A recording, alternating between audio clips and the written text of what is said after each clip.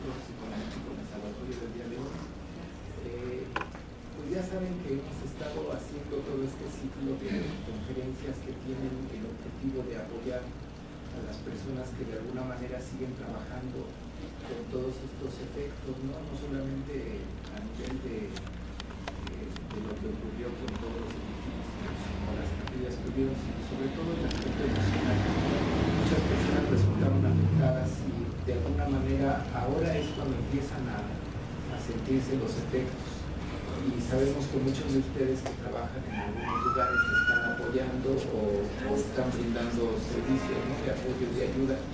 El día de hoy sería la última de las conferencias que tenemos programadas. Estamos pensando en hacer otro tipo de apoyos que ya les iremos informando. Todavía había un maestro de confirmar. Si nos confirma, tal vez tendríamos una última, pero no nos ha confirmado hasta este momento. Entonces vamos hoy a tener esta a la tarea de capacitarse, porque nos hemos dado cuenta que hace más el que sabe más, ¿no?, el que se capacita. Y el instituto ha estado brindando apoyo emocional a personas de manera gratuita que han estado viniendo, y una de las cosas que nos hemos dado cuenta es que como que al principio, con este ímpetu de querer ayudar, de pronto uno como que no calibra muy bien el hecho del impacto que esto trajo a las personas, y que no son casos nada así sencillos, que realmente el intervenir en estas condiciones, en estas situaciones, es muy complejo, y que bueno, que hay muchas personas que ahorita pues están cayendo en cuenta de eso, no era tan sencillo brindar una ayuda. Sin embargo, el que hayamos puesto nuestro granito de arena cuenta, y ahora pues estamos. Y seguramente todo esto que ha ocurrido nos hará apuntar para que si en una segunda vez ya tengamos previsto qué cosas podemos hacer. Y también de la urgencia de estar cada vez más capacitados, de aprender un poco más para enfrentar mejor las cosas. El día de hoy, pues con mucho gusto presentamos a la maestra Tania. Ella es docente aquí en el instituto y ha sido docente en otras universidades. Sinceramente creo que va a ser muy valiosa su contribución el día de hoy. Gracias, Tania. También muy generosa, que a pesar de los inconvenientes, ¿no?, que surgieron, pero ella se abrió un espacio para poder estar hoy con nosotros. Y entonces creo que el tema de hoy va a ser muy interesante. Vamos a aprovecharlo al máximo. Y pues sí les quiero pedir que absorban con esponjita todo lo que Tania nos trae, porque seguramente será útil y provechoso. Entonces, bueno, las preguntas. Vayan ustedes tomando nota que quieren ahondar, o qué opinión le pueden pedir a la maestra respecto a alguna inquietud que surja, y tendremos ese espacio de preguntas antes de concluir. Entonces, bueno, los dejo con Erika, que va a leer el Bueno, yo tengo el honor de presentarles a la doctora Tania Costa. Bueno, aquí tengo en mis manos su currículum muy extenso. Es una mujer, bueno, que tiene una gran trayectoria, una gran experiencia. Y bueno, ella tiene una formación académica, tiene una licenciatura en psicología por la Universidad del Valle de México, en el plantel San Rafael. Tiene una maestría en lingüística formal en la Universidad Autónoma Metropolitana, en el plantel Iztapalapa. Una maestría en artes visuales en la Escuela Nacional de Artes Plásticas en la UNAM, y bueno, ha sido doctor en investigación psicoanalítica en la Sociedad Psicoanalítica de México.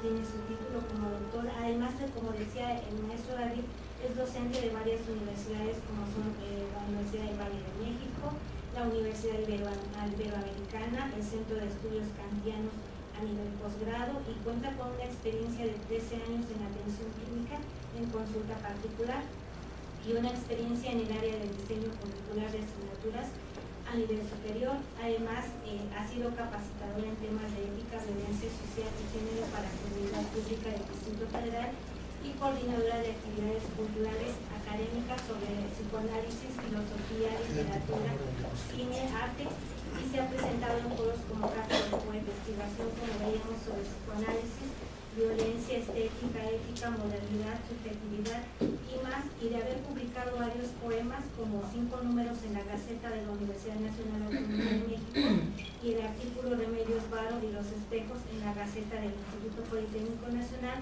Es un amante de la poesía, la pintura y el arte, donde ha impartido varios talleres sobre este tema y donde ha recibido varios reconocimientos, y asimismo presenta varias exposiciones en forma particular. Por eso tengo el gusto y el honor de dejarles la compañía de la doctora Tania. Gracias, estar aquí con ustedes. De entrada, agradecer al maestro David García por la invitación y a la maestra Leticia Villalobos también.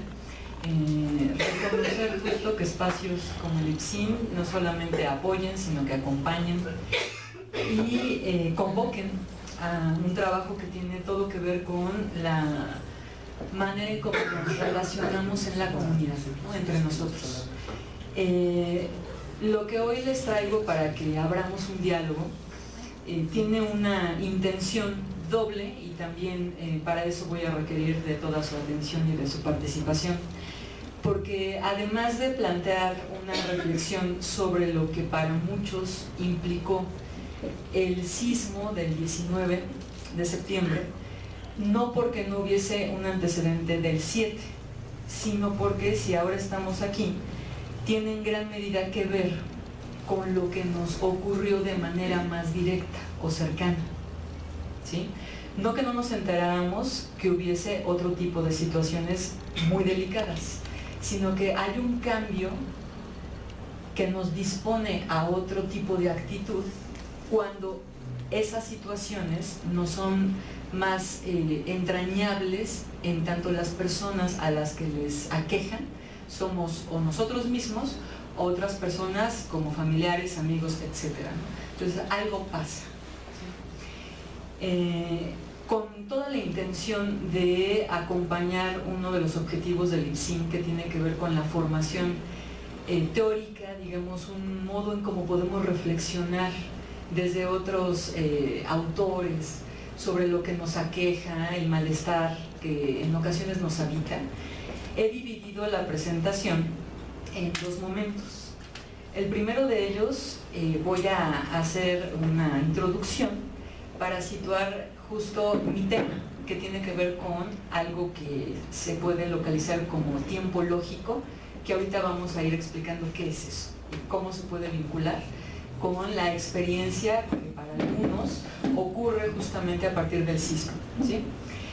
Y el segundo momento tiene toda la intención de que yo comente algunas indicaciones, no solamente de manera personal, sino que han comenzado a moverse en diferentes ámbitos, por ejemplo, los medios de información como televisión, radio, en grupos más cercanos, como por ejemplo este y otros, ¿no?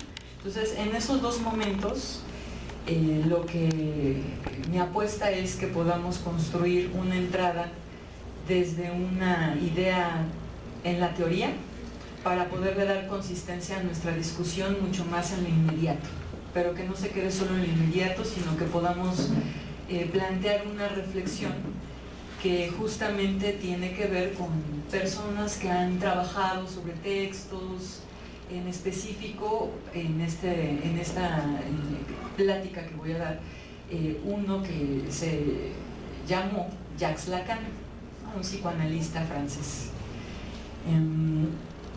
Esta parte de por qué vincular un texto de Lacan, de Jacques Lacan, con la experiencia o posibles experiencias que tuvimos con el sismo, tiene que ver de entrada con considerar que estamos ante lo que para algunos pensadores ubican como acontecimiento, es decir, lo que llamamos vida en la cotidianidad, de que nos levantamos, no sé si se bañan en la tarde, en la noche, en la mañana, se preparan, desayunan, salen, buscan el transporte, nos acercamos al trabajo, a la escuela, etc. Esta parte de lo que llamamos cotidianidad sucede sin que necesariamente se planteen momentos en donde haya un movimiento brusco, contundente, que nos hace detenernos y plantearnos que algo ha ocurrido de tal intensidad que nos invita a plantearnos que las cosas han cambiado, ¿sí?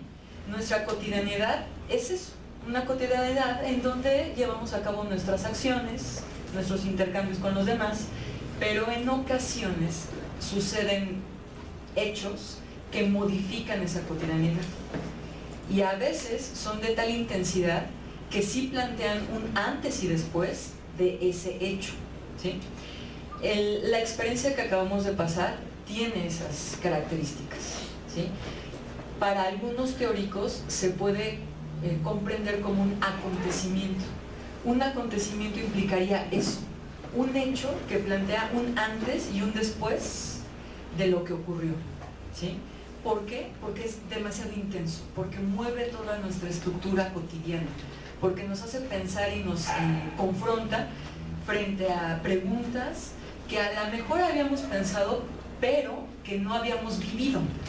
Y en tanto que no lo vivimos, un asunto tiene que ver con la idea y otra muy diferente con la experiencia inmediata, ¿no? Entonces, de entrada, lo que pasó está en una lógica de acontecimiento, ¿sí? Nos plantea un antes y después del hecho, ¿sí? El otro punto, en cuanto a la lógica del acontecimiento, es que esto genera una rearticulación, un reordenamiento, un modo distinto en cómo vamos a empezar a tratar de acomodar esa experiencia con diferentes aspectos de nuestra vida, ¿sí? No solamente el cambio de que algunos tuvieron que salir de la oficina o de la casa, o corriendo ir a buscar a los hijos, o preguntarse, bueno, a ver, voy a llamar rápido dónde está mi esposo, mi esposa, y no funcionaban los teléfonos y no había justamente posibilidad de escuchar qué es lo que estaba pasando. No solo eso, que ya de por sí es bastante confrontativo, sino que tenemos que empezar a articularnos, a plantear un vínculo con lo que está sucediendo para poder movernos, porque la otra opción es que nos paralizamos, por ejemplo, ¿sí? Y claro, o sea, algo tuvo que haber ocurrido para que nosotros estemos aquí, que eso es grato, ¿no? Estar aquí hablando de esto, mirándonos, con la posibilidad de escucharnos, de dialogar, y eso implica estamos vivos, ¿no? ¿Sí? Ya eso es bastante, y algo tenemos que hacer, ¿sí? La otra parte, justo en cuanto a la lógica del acontecimiento, es que nos plantea una relación no solamente con lo individual, con lo que me pasó a mí, sino a nivel histórico, ¿sí? Nosotros vivimos en un lugar que es una zona sísmica. Esto no va a dejar de ocurrir, va a seguir ocurriendo, pero sí plantea diferencias la experiencia directa del temblor del 85, por ejemplo, ¿sí? Generaciones que no la tuvieron y que se enteraron por información, videos YouTube, o que les contaron, simulacros, que es también una cultura que se fue instalando, ¿no? La diferencia a vivirlo ahorita, y quien lo vivió ahorita y lo vivió en el 85, a quien solo lo vivió ahorita y tiene algunas referencias de lo que le contaron. Es decir, la dimensión individual o personal se vincula con lo histórico de maneras muy diferentes. O sea, puede ser que nos haya contado un familiar, que nos hayamos enterado por información, que hayamos hecho una investigación, etc.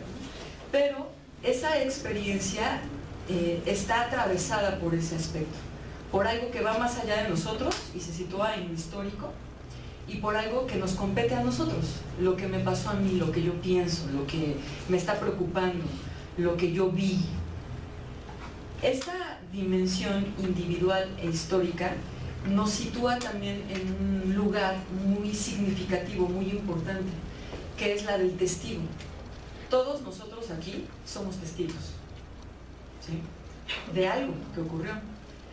Todos aquí tendremos una descripción distinta, una narrativa subjetiva, personal, porque a pesar de que algunos hayamos vivido la experiencia con alguien al lado, no es la misma experiencia porque no interpretamos de manera similar. Entonces va a cambiar. Por eso va siendo muy importante el poder establecer un diálogo para poder escuchar cómo lo recibe el otro, qué es lo que está pensando, qué le está preocupando.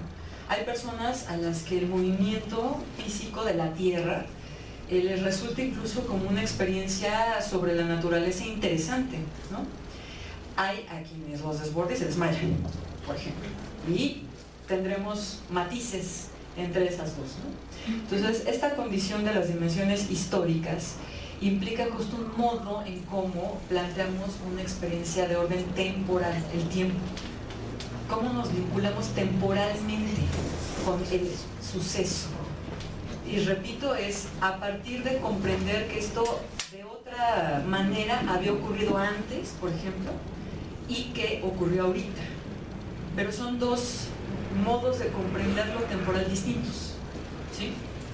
Tendremos también que esta experiencia en la lógica del acontecimiento nos confronta a una situación que implica la lógica de la destrucción, ¿no? Esta lógica de la destrucción que tiene que ver con caídas, con derrumbes, no solamente de la infraestructura, de casas, edificios, sino también de lo que contiene una casa. O sea, una casa no solo es importante porque tenga ladrillos y la hayamos pagado, sino porque ahí hacemos un habitar con los demás, porque ahí tenemos nuestra historia, porque ahí tenemos nuestros objetos, porque ahí empezamos justamente a producir un cierto tipo de noción de hogar, de familia, aunque vivamos solos, ¿no? Esta caída implica pérdidas, y pérdidas que efectivamente van desde lo económico hasta cuestiones que tienen que ver con los recuerdos, o sea, una confrontación con la lógica de la memoria, ¿sí? De lo que va haciendo necesario que nosotros pensemos para poder ubicar qué fue lo que perdimos. Habrá quienes hayan perdido a personas, y en eso se juega muchísimo en cuanto a qué eran para nosotros, cómo nos vinculamos, etc. Habrá quienes hayan perdido objetos que les regalaron otras personas que también son importantes, ¿no?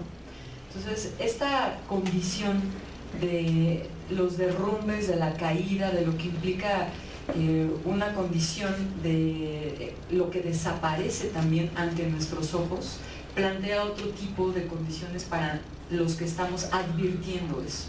Nos preguntamos cosas distintas, ¿no? De hecho, en varias zonas, una de las preocupaciones era: quiero sacar mis documentos, por ejemplo, ¿no? O sea, los papeles, ¿de qué? De todo, actas de nacimiento, escrituras, lo del coche, que alguien me ayude a entrar.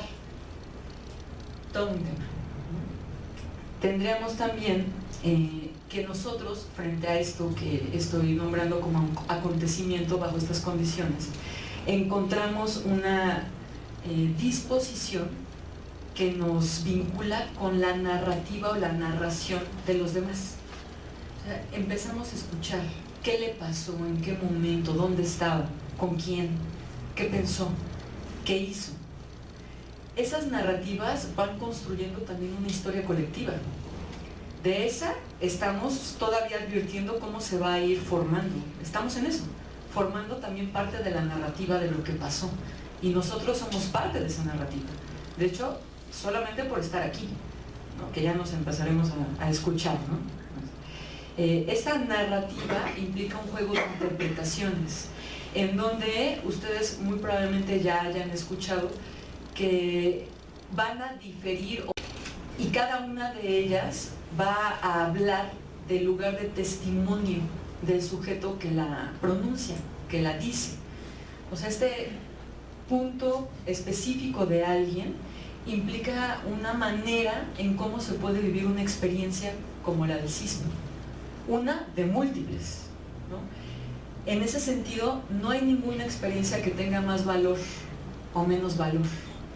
No es más valioso el testimonio de alguien que se quedó atrapado y que sacaron o que salió, que alguien que se quedó fuera, que alguien que es que no me había enterado de la magnitud hasta que empecé a escuchar o me acerqué. En este tipo de acontecimientos es imposible plantear un criterio de valor en cuanto al testimonio, porque está en juego la vida de alguien. El testimonio tiene que ver con un lugar subjetivo, singular, que lo que va a construir es justo una interpretación desde ahí, ¿sí? Lo que nos queda a los demás es justo escuchar y aprender también de ese lugar. Dentro, fuera, derrumbe, no derrumbe, llegó, no llegó, es una manera de comprender qué es lo que estuvo ocurriendo, ¿no? Entonces esto es importante porque sí se han escuchado en algunas entrevistas y demás, que hay personas que se empiezan a sentir incluso hasta culpables porque no lo padecieron, ¿no? Porque es que a mí no me tocó tan fuerte como a mi hermano, mi vecino, He ahí un punto significativo para atender, porque cómo es que estamos construyendo el lugar del testimonio a partir de un valor que tiene que ver, entonces, fíjense ustedes, ¿no? Si avanzamos un poquito más, lo que estaremos proponiendo es que es más valioso el testimonio de alguien en tanto sea un cuerpo muerto. No puede ser.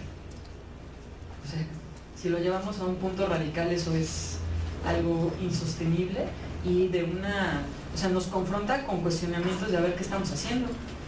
Entonces vamos a hacer a un lado el asunto de si tiene más valor o no el testimonio de alguien que estuvo dentro o fuera o donde sea, ¿no? O sea, más bien se trata de otra cosa, de un momento para comprender, ¿no? Hay otro modo, como introducción, estoy ubicando la experiencia del sismo y que tiene que ver con una manera de establecer una lógica o un modo de comprenderlo transgeneracionalmente. ¿Esto qué es?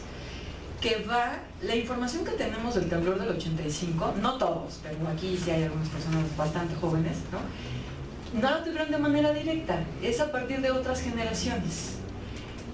Esa transmisión se va acumulando y los que estamos ahorita aquí vamos a llevar otro tipo de narrativa a las generaciones que están viniendo ahorita, los más jóvenes, y así sucesivamente.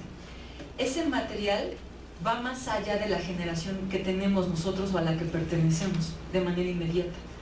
Es importante que hablemos de los acontecimientos porque formamos la memoria colectiva. O sea, cuando nosotros escuchamos 1968 en este país, nos convoca algo, ¿no? Porque nos lo han transmitido. Hayamos estado o no en una escuela, eso es aparte. Nos han dicho qué implicó. Y de alguna manera enterarnos de eso implica tomar una posición. O sea, voy a salir a la marcha o no, hablamos de eso, qué pasó, y con los chavitos, ¿no? ¿Por qué el 68, Tlatelolco, qué ocurrió? Nos toca a nosotros dar un testimonio. ¿Por qué? Porque somos parte de una construcción cultural. La cultura para nosotros, para el ser humano que somos, se construye así, de manera social. Nos juntamos con los demás, porque somos muy precarios a nivel individual, no podremos sobrevivir sin el apoyo de los demás. Y contamos nuestras historias a nivel individual y colectivo. Entonces, este evento, este acontecimiento, va a inscribirse en la memoria colectiva y tiene que ver con una lógica transgeneracional. Y ahí nos insertamos nosotros. O sea, nos va a tocar hablar de eso con otros, ¿sí? Entonces, por supuesto que es importante tener ubicaciones, por qué se hizo, qué se podría hacer, etc., ¿no? Entonces, bueno, son los puntos de introducción de cómo estoy ubicando justamente lo del sismo, ¿no? Como en la lógica del acontecimiento, ¿sí? Como algo que marca un antes y un después y que nos compete y nos convoca a dar un testimonio. ¿Cuál es mi propuesta? Que aquí se empieza a poner interesante, más para mí, ¿sí? La propuesta es que esta lectura que les quiero, de la cual les quiero participar, que construyamos en un diálogo, implica revisar los efectos de esa experiencia. O sea, implica que nosotros pensemos que ese acontecimiento tuvo y tendrá efectos distintos en cada uno de nosotros. Esos efectos no van a estar expuestos de manera inmediata, justamente como lo mencionaba el doctor David, esos efectos tienen ciertas características que hacen que los comprendamos en un tiempo posterior. Por ejemplo, ya habíamos venido a partir fundamentalmente del temblor del 85 con la práctica de los simulacros. Las generaciones más jóvenes, no todos, pero algunos tenían que exigirse responder a eso en un intento de tratar de comprender a qué se referían. O sea, ¿qué es eso de un temblor fuerte, ¿no? Y de que se cae, porque no lo tenían de manera directa, ¿sí? La alarma sísmica, ¿sí?, que sonaba antes del 19, va a tener otro efecto después del 19. Si nosotros la escuchamos ahorita, a ver, adviértanla, ¿no? Va a tener un efecto distinto, ¿sí? ¿Por qué? Por la experiencia, ¿sí? Ahora, podríamos nosotros suponer ahorita, no, yo ya lo pensé, yo considero que voy a responder de tal manera que me voy a controlar, voy a esperar que salgan, me quedo hasta el final, tal. Supongo eso, pero no lo sé. Solamente me voy a enterar hasta que ocurra, ¿sí? Porque de hecho va a ser una respuesta que ni siquiera, muy probablemente ni siquiera, no tenemos control de eso, porque no sabemos todavía qué parte de nosotros o partes afectó, no lo sabemos, ¿sí? Podemos responder de una manera, como bueno, nos distanciamos, pensamos, a ver, no, tú ya hiciste la maletita, los papeles, sí, pero ya que ocurra con solamente el sonido, ahí vamos a enterarnos de hasta dónde pudo impactar. Ahora, ese es un momento a posteriori, después de. Ese a posteriori está en el plano de lo que no conocemos, no sabemos cuáles fueron sus efectos, ¿sí? Y eso es muy importante, porque podríamos acercarnos y reflexionar hasta dónde pudo llegar la afectación en otros espacios, ¿no? Cuando estamos hablando y estamos escuchándonos, otro nos escucha, nos devuelve el material, vamos siguiendo un proceso de investigación sobre nosotros, ¿no? O sea, esa es una vía, ¿sí?, posible. Nos acerca más que no hacerle caso a lo que nos pudo haber ocurrido. O sea, decir, ay, no me pasó nada, ya sigo la vida común, como va. Esa sí nos aleja un poquito, ¿no? O sea, lo más recomendable es, vamos a tomar en cuenta que sí fue un acontecimiento y que muy probablemente nos toque de entrada revisar qué pasó con cada uno de nosotros, ¿sí? Luego, esas experiencias habría que ubicar que tienen una integración con lógicas temporales distintas, es decir, nosotros estamos a partir de los otros. No solamente nos preocupa esto y no solamente estamos aquí por una lógica individual de solo yo. Nos preocupa porque hay personas a las que amamos, porque hay personas que pueden requerir más de nosotros, porque hay personas que no pueden estar aquí como nosotros. O sea, nos preocupa porque somos parte de un conjunto. Nosotros es eso. O sea, lo que somos a partir del otro. Y en colectivo todos nosotros. Y fue impresionante, en el mejor de los sentidos, ubicar la respuesta de los chavos, ¿no? En las zonas. O sea, formados esperando a que les dijeran a dónde se dirigieran para apoyar, formados, ¿eh? Y de todos nosotros, de lo que pasó aquí, o sea, los centros de acopio, el apoyo justamente psicológico, o sea, la respuesta empezó a pulverizar varios de los prejuicios que se tenían sobre la población joven. Es que desde los ninis hasta los millennials, ¿no? No les importa nada, solamente están en el teléfono, no sirve para otra cosa, no hay contacto con lo social. Pues nos vinieron a decir que estamos muy equivocados, ¿no? En esta lógica de hay una respuesta, es una cuestión muy exigente y además una dimensión que tiene que ver con el cuerpo, no únicamente desde lejos, escribiendo tal, sino interviniendo de manera directa, ¿sí? ¿sí? Entonces, eso habría que empezar también a reflexionarlo, ¿no?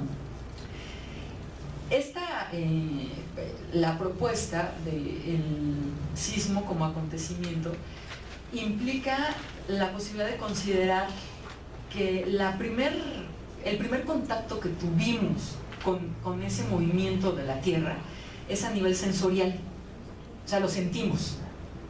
Bueno, hubo personas que no, o sea, hubo quien yo he escuchado que habría que ver si se están defendiendo de algo o no, o también a lo mejor ya hay una experiencia con el vértigo que es como, bueno, sí, hoy me dio más duro, ¿no? Más intenso. Sí, porque también, o sea, hubo quien después de eso dice, yo me sigo sintiendo mareado, mareada, ¿no? Y no alcanzo a distinguir si sí es de eso o de otra cosa. Cambia. Pero empezó a partir del cuerpo. Es un registro sensorial. O sea, no tuvimos que racionalizar o pensar, a ver, ¿qué es lo que está ocurriendo? Pero la zona de ataque es el cuerpo.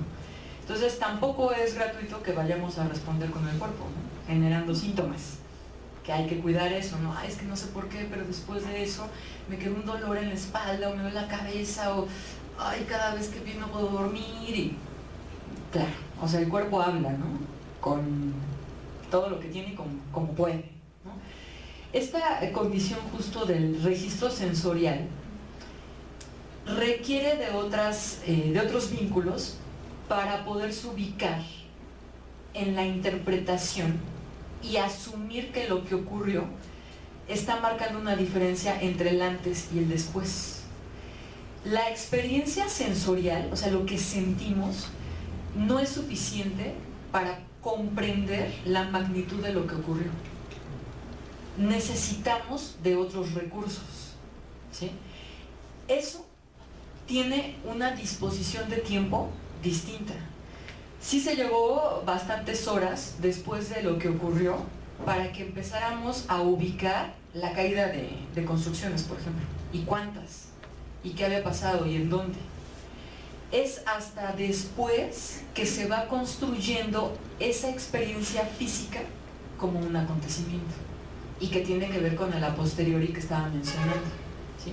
Entonces, para que lo podamos ir ubicando como acontecimiento, necesitamos de otro tipo de vínculos. No es suficiente la experiencia inmediata con el cuerpo, ¿sí? Luego hay una manera en cómo a partir de los medios que tenemos, la televisión, la radio, el teléfono, etcétera, se va vinculando la experiencia con la palabra en relación a la imagen. Entonces, no estamos allá, pero empezamos a construir justo una memoria de cómo se ve estar allá. Eso no implica el saber estar allá, o sea, estar allá es eso, o sea, la contundencia de la experiencia directa, ¿no? Pero el soporte de la imagen sí genera que nuestras representaciones empiecen a moverse. Y claro, también cierta parte de los escenarios hipotéticos, ¿no? ¿Y qué pasaría si se cae ahorita esto? ¿Y cómo se vería tal? Y a veces esto se detiene menos que lo otro, ¿no? Entonces también es importante advertir cómo vamos construyendo esta memoria, ¿no? Tendríamos también una manera en cómo respondemos ante esa experiencia. Ese es un momento que les digo, hubo quien salió corriendo, quien se detuvo. Las personas que están trabajando en oficinas gubernamentales tienen la indicación, por ejemplo, que después del tercero pues ya no bajen, ¿no? Porque no alcanzan a bajar, que es terrible. O sea, que te digas, cuarto piso, quinto piso, sexto, séptimo, no bajen, no van a alcanzar a salir. Si es de terror, ¿no? O sea, ¿qué hacen? Abajo de los escritorios. Esta manera en cómo nuestra acción se puede ver limitada, a veces no es por nosotros, ni siquiera porque no me puedo mover, sino por la disposición del espacio en donde nos encontramos. Cambia, ¿no? Cambia. La acción entonces nos propone un lugar para pensar cómo es que respondemos y por qué. O sea, yo salí, no salí, tiene que ver con la indicación que me habían dado, tiene que ver con que pensé que me iba a ocurrir otra cosa, con que mejor me quedo aquí porque pienso que va a ocurrir más allá afuera, etcétera, ¿no? Esto podría ubicarse como preguntas en qué parte de nosotros se está generando eso como un cuestionamiento, ¿sí? Si es que lo estamos produciendo como una pregunta, que también si no, habrá que preguntarnos, bueno, ¿por qué no nos estamos preguntando cosas sobre lo que ocurrió? Que ya también es importante, ¿no? ¿Y cuáles son los efectos de todo eso? ¿Sí? O sea, necesariamente debe haberlos. Ahí sí, cada quien podría responder solamente a partir de advertirlo en el a posteriori. Porque ni siquiera si no creo que haya tenido efectos eso, no sabemos. Hasta aquí me voy explicando, ¿sí? Entonces, fíjense la apuesta, ¿no? Este psicoanalista del que les hablé, Jacques Lacan, que ahorita, bueno, no me voy a meter en su biografía, un psicoanalista francés, ¿sí? Que realizó mucho trabajo sobre lo que ya había desarrollado Sigmund Freud, que más o menos tal vez la mayoría ubique, ¿no? Al llamado padre del psicoanálisis, ¿no? Que tantos problemas nos dejó para seguir pensando, ¿no? 1945, y que titula El tiempo lógico y el acerto de certidumbre anticipada, un nuevo sofisma, que parece, el título mismo ya sabe, ¿qué es eso? ¿No? Lacan se pregunta cómo es que podemos dar cuenta, cada uno de nosotros, ¿sí?, del lugar que ocupamos frente a los demás, y cómo es que podemos ubicar o entender ese lugar, si a partir de nosotros mismos o a partir del otro. Es decir, estamos aquí porque nos preocupa qué es lo que podemos hacer a partir de la experiencia que nos atravesó, ¿sí? Ese qué podemos hacer va a estar atravesado por las personas que nos importan, ¿sí? Esa relación marca una manera en cómo lo que a mí me preocupa no viene únicamente de mí, sino que viene del otro, ¿sí? O sea, me preocupa que esté bien mi hijo, mi papá, mi hermano, mi pareja, mi perro, etc. ¿Sí? ¿Cómo nos damos cuenta de que no estamos decidiendo únicamente desde la posición individual, no solo desde mí? Nos damos cuenta a partir de que el otro empieza a tener reacciones o efectos y nosotros respondemos. O sea, es cuando advertimos que, bueno, creo que sí me importa, ¿no? O sí me está preocupando, o a ver qué podemos hacer, o cómo lo vamos a manejar. Al igual que ese a posteriori que planteo en un inicio, este lugar que tenemos con los demás, con los otros, nos enteramos de eso después de que ocurre algo. Incluso no sabemos qué tanto nos puede importar alguien, sino solo después de que le ocurre algún suceso, ¿no? En donde se pone en juego la relación, la estabilidad afectiva, de salud, etcétera, de esa persona, ¿sí? Esa idea implica la posibilidad de pensar desde un lugar más teórico cómo nos damos cuenta de esa experiencia, ¿sí? Eso es lo que es una de las cosas que es que pueda presentarlo, que se pueda dialogar y a ver hasta dónde podemos construirlo con la introducción que ya hice, ¿sí? Al final va, que también es parte de la apuesta, a aclararse el título del tiempo lógico y el acerto de certidumbre anticipada, ¿sí? ¿Cómo me puedo dar cuenta yo de la relación que tengo con el otro? Ahí está el punto que a mí me interesa trabajar ahorita, ¿sí? Lacan lo que va a hacer es plantear, uno, que tenemos una relación con ese otro, que esa relación dispone nuestro lugar, o sea que nosotros no lo elegimos de una manera individual, sino que es a partir de esa relación que nosotros tomamos un lugar, o somos tomados por el lugar. Como lo que les digo, si estamos en una oficina gubernamental y estás en el 5º piso, tú no sales, ni lo intentes, no vas a llegar, ¿no? Ponte debajo del escritorio. ese lugar no lo está decidiendo la persona que está ahí, ha sido decidido. Y ni siquiera por el superior, sino por la arquitectura en donde se encuentra, que ya es motivo suficiente como para pensar qué tipo de construcciones y demás, ¿no? Lacan va a mencionar con un problema lógico que hay instantes o momentos, como lo que les planteé del tiempo, de nos enteramos solo después, que hay momentos para darnos cuenta de qué lugar tenemos con el otro o desde el otro, ¿sí? Él menciona un instante de la mirada, un tiempo para comprender y un momento de concluir, ¿sí? Voy a plantear el problema, ¿sí? Entonces, fíjense, ¿no? El problema es el siguiente, ¿no? El director de una cárcel liberará al preso que supere una prueba, ¿no? Estamos en una cárcel y el director dice vamos a un juego y el que gane ese juego va a quedar libre, ¿no? De 5 discos, 3 blancos y 2 negros, fijará en la espalda de cada uno un disco que podrá ser visto por los otros, pero no por su portador. No usarán espejos ni podrán contarse lo que ven, y quien dé con la solución será liberado. Se ofrece al instante una respuesta razonada de cómo llegó a tal convicción. Aceptada la propuesta, se adorna a cada uno de nuestros sujetos, a los presos, con un disco blanco sin utilizar los negros.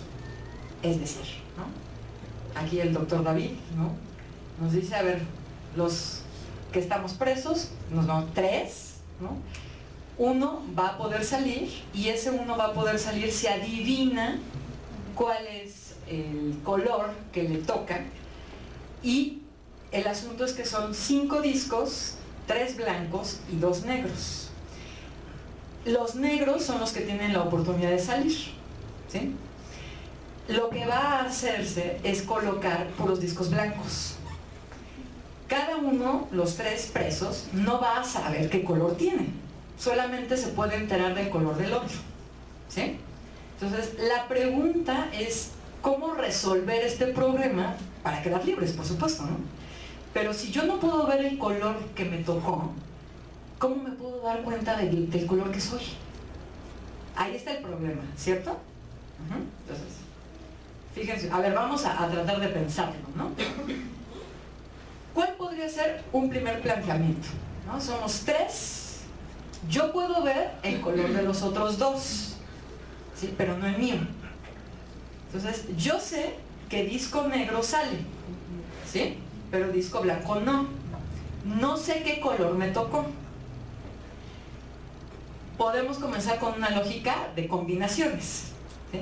Si yo veo que a uno de los presos le tocó un disco negro, ¿sí?, y veo que al otro le tocó otro negro, deduzco entonces ¿qué? Soy blanco, ¿sí? Esa es la primera entrada más inmediata, más clara. Entonces yo podría, en el instante de la mirada, yo, que soy blanco, reconozco y salgo rápido y digo, ya me di cuenta de que soy. Yo soy blanco, ¿por qué? Porque sé que solamente hay 2 negros y ya los vi, ¿sí? Entonces, el instante de la mirada de los otros a mí me hace saber qué color soy, ¿sí? Ahora, esa es más sencilla, ¿no? ¿Qué pasa si nos encontramos con uno negro y uno blanco? ¿Cómo me puedo dar cuenta del color que yo soy? ¿Por el deseo de ganar? Ay, eso está muy bien, ¿eh? A ver, voy a sacar las estrellitas para bueno. Por allá, y justamente ahí está el asunto del deseo, que va a tener que ver con la respuesta de los otros, ¿sí? Voy a avanzar un poco más en cuanto al planteamiento y las combinaciones, porque además sí, todo el tiempo, ¿no? Hay otra posibilidad de combinaciones. Yo puedo advertir 2 blancos, no uno negro y uno blanco, sino 2 blancos. ¿Cómo me puedo dar cuenta del color que soy? Tenemos el mismo problema, ¿no? La otra opción es plantear la posibilidad de que esos blancos impliquen o soy negro o soy blanco, yo. Y en tanto yo lleve a cabo un movimiento, observar la respuesta en los otros y advertir justo qué color soy, ¿sí? Entonces, cuando Lacan plantea esto, que además es un sofisma en lógica, es un problema que avanza por una deducción. El más conocido, y que seguramente lo van a recordar o lo van a escuchar, y si no, entérense, ¿no? De todos los hombres son mortales, ¿no? Quien quiera, ¿no? Sócrates, Aristóteles, Lacan, Freud, es hombre. Por lo tanto, Freud, Lacan, Sócrates, Aristóteles, quien sea, es mortal, ¿sí? Un sofisma en lógica no necesariamente tiene que ser verdad. Plantea un problema. El contenido puede ser falso. Por ejemplo, ¿todos vieron aquí la película de Rey León? Me parece muy bien. ¿Recuerdas cómo te llamas? Eric. ¿Recuerdas la parte en donde están recostados sobre la hierba, ¿no? Los tres. Y están observando el cielo, ¿no? Y se están preguntando qué es eso que está allá arriba. Y Timón dice, son luciérnagas que se quedaron pegadas en esa cosa negra y azul de allá arriba, ¿no? Y Pumba le responde, ¿te acuerdas de lo que le respondió? ¿No? Le dice, yo siempre pensé que eran bolas de gas quemándose a millones de kilómetros de aquí, ¿no? Si planteamos un sofisma a partir de eso, podríamos ubicar, por ejemplo, todas las estrellas son luciérnagas que se quedaron pegadas en esa cosa negra azul de allá arriba. El Sol es una estrella, por lo tanto, el Sol es una luciérnaga que se quedó pegada en esa cosa negra azul de allá arriba. Eso es un sofisma, ¿sí? Avanza por deducción de lo general a lo particular. Es falso, por supuesto, si no son luciérnagas, ¿no? Pero para plantear el sofisma no necesito que el contenido sea verdadero. Es un sofisma, es un problema que puedo resolver lógicamente porque el resultado se deduce de las dos premisas anteriores, ¿sí?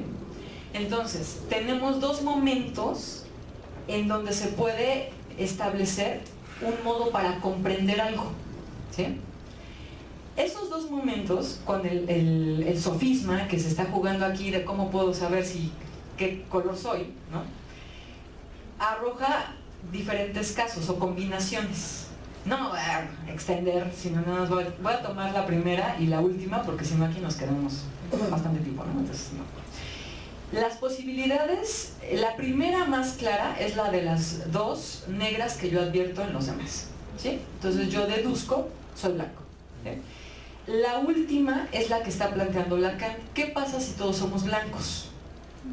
¿Sí? Lacan menciona, justo, ¿cómo te llamas tú? Sandra. Sandra. Lo que estás mencionando, Sandra. Plantea que si no lo resolvemos a partir de un planteamiento vía las combinaciones, que sería esta matriz, ¿cuántas combinaciones puede haber a partir de los dos discos negros y de los tres blancos, que están todos en medio? Si no va por ahí, ¿cómo podríamos resolver ese problema? Dice, yo puedo darme cuenta de qué color soy a partir de el movimiento que llevó a cabo y la respuesta que tiene el otro, ¿sí? Si el otro observa que yo voy a salir porque aparentemente tengo la respuesta, yo volteo y miro a ese otro y ese otro se detiene como en no eres negro. O sea, porque si fuera negro, no se detiene. Ya te diste cuenta de que eres negro, eres libre. Si se detiene, entonces yo tengo un instante para dudar y decir, no soy negro, soy blanco, pero ya sé que soy blanco, ¿no? Ahora, nótese que puede estar o sea, puede no ser cierto, ¿eh? Es un sofisma. O sea, puedo salir y decir, oye, me equivoqué. Pero el planteamiento a nivel de lo que razono, eso es justamente lo que está implicado aquí. O sea, va a ganar quien pueda mostrar el razonamiento para llegar a la conclusión, ¿sí? Entonces, el sofisma no necesariamente tiene que ver con que sea verdadero, sino con el razonamiento para advertir qué color se supone que soy. Igual y me equivoco, pero avanzo, ¿no? Entonces, el momento que se está situando aquí tiene que ver con que yo puedo conocer la posición que tengo a partir de, con cierta claridad, advertir la posición de los otros. En qué lugar se encuentran, cuáles son las relaciones que están planteando, cómo es que los dos discos los vinculan con la posibilidad de salir, pero no lo saben, yo sí lo sé. Si muevo a uno de esos dos negros y uno blanco, ese uno negro, por ejemplo, puede preguntarse, bueno, ¿yo qué soy? Porque sobra un disco negro. ¿Quién no lo sabe? Si se mueve ahorita alguno, probablemente soy yo y me doy cuenta de la respuesta del otro y entonces advierto qué posición me toca. Lacan lo que empieza a subrayar aquí es que nosotros advertimos, en este caso, la posición que tenemos en cuanto al color a partir de ese movimiento en el otro, ¿sí? Dice que está en un instante en donde se plantea la posibilidad de que ese otro se detenga y me generan una duda. Si no se detiene, hay más contundencia en la ubicación que yo tengo con ese color, ¿sí? La lógica con esto y mi apuesta, hasta aquí me voy explicando, ¿sí? Es que una manera de relacionar la teoría desde la lectura que hace Jacques Lacan con lo que ocurre en un acontecimiento como el sismo implica que va a haber diferentes momentos para advertir la operación que tienen nosotros. Nosotros no vamos a tener claridad en cuál es el lugar al que pudo haber llegado la experiencia, sino a partir justo de las implicaciones que tiene en nuestras relaciones con los demás. No hay manera de saberlo, sino, por ejemplo, planteándolo como un problema lógico. ¿Qué implicaciones puede tener? Y empezamos a plantear hipótesis, ¿no? De dónde podemos ir, digamos, construyendo, hasta dónde puedo haber impactado, qué puede generar en mí, en mi familia, etc. Hay un segundo momento que implica esta parte en donde se va construyendo el acontecimiento, no por nosotros, sino por el relato de los demás, que tiene que ver con todas las imágenes y además lo que fuimos escuchando, ¿no? Esas imágenes van dándole forma a lo que estaba ausente de la misma. O sea, es que se cayó un edificio, sí, una cosa es imaginárselo y otra cosa es justamente advertirlo, mirarlo, y más estando ahí, ¿no? Es que ya no puedo regresar a mi, lo que sea, mi departamento, mi consultorio, mi escuela, mi etc. Bueno, una cosa es justo tener la experiencia directa de cómo es que se puede estar bajo una amenaza, por ejemplo, ¿no? De que se caiga algo, ¿sí? Otro momento, a partir de eso, será la comprensión que tendremos de ese acontecimiento. Nos genera una respuesta. Varios empezamos a tomar acciones. Llevamos a los centros de acopio, abrimos espacios, se recibieron, escuchamos, vamos, hablamos. Eso lo estamos haciendo a partir de comprender lo que implica el acontecimiento. Tampoco sabemos, Tampoco sabemos si estamos actuando más bien como una respuesta a lo que tanto nos está angustiando, por ejemplo. De manera incluso hasta mecánica, ¿no? De tengo que hacer y tengo que ir, tengo que regresar y tengo que...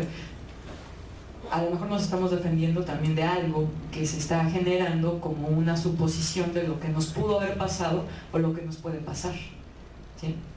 Entonces, estos momentos para comprender a nivel de la teoría, desde la lectura que hace Lacan, considero que son susceptibles de ubicarse en la lógica del acontecimiento del sismo, ¿sí? Y que a partir de eso habría una indicación de cómo nosotros detenernos y reflexionar cuáles podrían ser las implicaciones que esto tiene, para ir, digamos que acotando e irnos a preguntas, comentarios y por ahí darle más trabajo a todo esto, ¿no? La lógica temporal de la experiencia, de una experiencia, la experiencia que podamos pensar, ¿no? Tiene criterios, ¿no? Una experiencia sucede a partir del registro sensorial. Ese es un criterio, ¿sí? ¿Qué pasa si no sucede a partir de un registro sensorial? Bueno, pues muy probablemente estemos planteando otro tipo de acción que ya en sí misma implica una experiencia.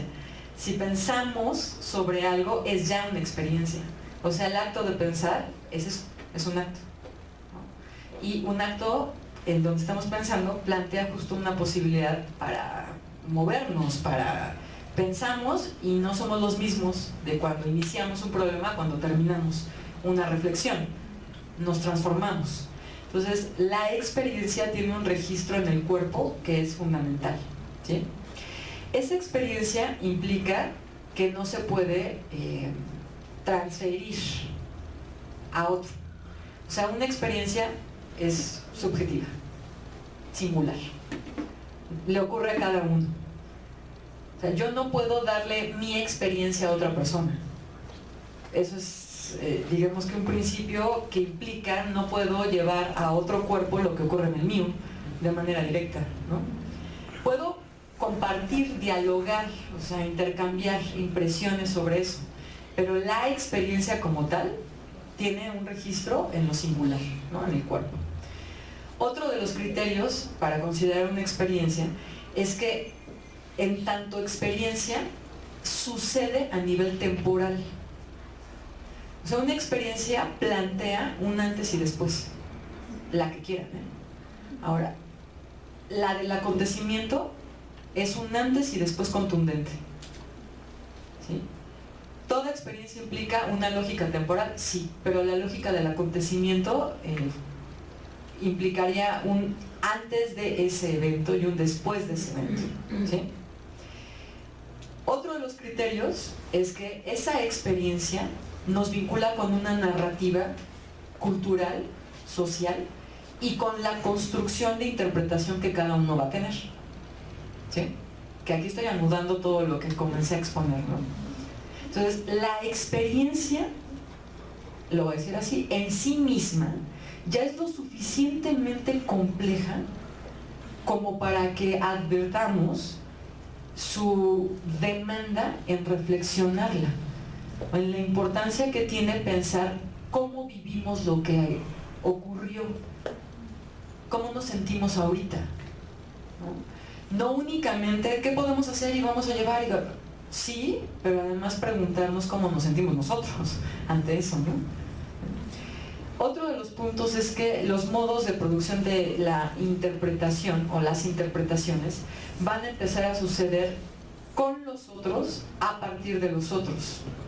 Esto es lo que en un principio comencé a localizar como nosotros construimos una interpretación no únicamente a partir de lo que vivimos, sino a partir de las narrativas que nos han llegado, ¿sí? Ahora, esas narrativas tienen múltiples entradas, salidas e intereses también. O sea, una manera de comprender lo que acaba de ocurrir tendrá que ver con el relato de una institución que va a diferir o va a cambiar o va a ser otra a la que tiene un familiar cercano, a la que tiene una persona de 7 años, a la que tiene una persona de 20, etcétera, etcétera, ¿sí? O sea, la construcción hace casi, bueno, no del sentido de plantearlo como solo mía, como solamente yo tengo esta interpretación del acontecimiento. Es una interpretación que construimos, como lo del 68 que les comentaba, ¿no? No solamente es lo que alguien dijo, sino es lo que se ha venido construyendo a nivel histórico y lo que cada quien piensa también, por supuesto. Otro punto sería los estados, un acontecimiento como lo del sismo, ¿no? O sea, vulnerables somos todos, ¿no? Pero un asunto es ser y saberse vulnerable y otra situación es la exposición contundente de nuestra vulnerabilidad. No tengo casa, no sé dónde voy a dormir, no tengo alimento, no hay alguien cercano, no hay luz, no está el teléfono. O sea, bueno, eso sí sobreexpone el estado de vulnerabilidad, que de por sí ya habla de por qué construimos todo lo que construimos. O sea, los animales humanos que somos, los seres humanos, somos muy precarios y necesitamos de edificios, de telas, acercarnos los recursos, porque si nos colocan ahí en la selva y solos, y menos a nosotros, no eran muy acostumbrados a una construcción de las ciudades, pues sobrevivimos poco, muy probablemente, ¿no? Poco. Entonces, hay diferentes modos en cómo experimentamos esa vulnerabilidad. O sea, hay para quienes fue mucho más en el terreno de algo muy invasivo, y hay quienes más bien se detienen y buscan y tratan de acercarse porque tienen otra manera de responder. Entonces, eso diferirá y tendrá que ver con la historia de cada quien, ¿no? Por ejemplo, pero sí advertir la condición de vulnerabilidad en la cual nos coloca un acontecimiento como este, ¿no? La otra va a tener que ver con algo que probablemente muchos de ustedes ya hayan cuidado, pero que en general se procura poco. ¿Cuáles son los dispositivos que tenemos a nivel médico, jurídico? O sea, sabemos qué se hace cuando no tengo los papeles de mi casa, cuando necesito un acta de nacimiento, a dónde hay que ir, en dónde está el centro de salud más cercano, cómo funcionan los hospitales, qué pasa si, o sea, primeros auxilios, por ejemplo, ¿no? Medicamento. Eso probablemente en lo cotidiano ahora se plantee como un requerimiento básico. Es ubicar qué es lo que tenemos cercano y cómo poder responder. No únicamente desde cómo lo estamos viviendo, sino desde algo muy específico, cómo atendemos un cuerpo, ¿no? Que está lastimado.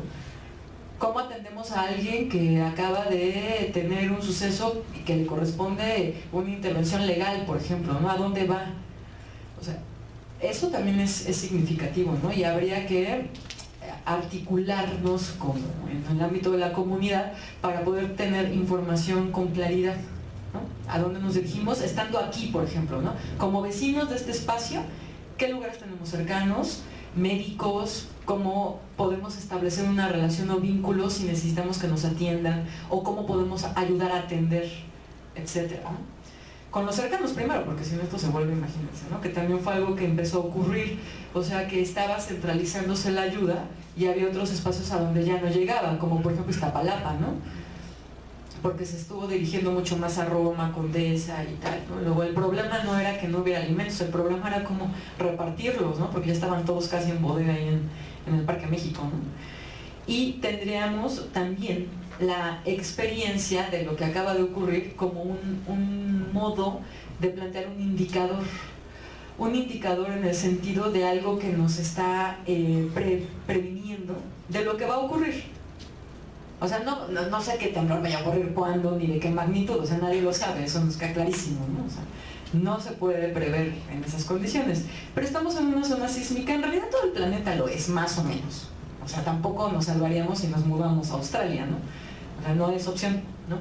Entonces, más bien, el indicador tiene que ver con cómo ocurre la experiencia, cómo es que la podemos establecer en un ámbito dialógico, la dialogamos con los otros, generalmente son los más cercanos, o sea, la familia, ¿no?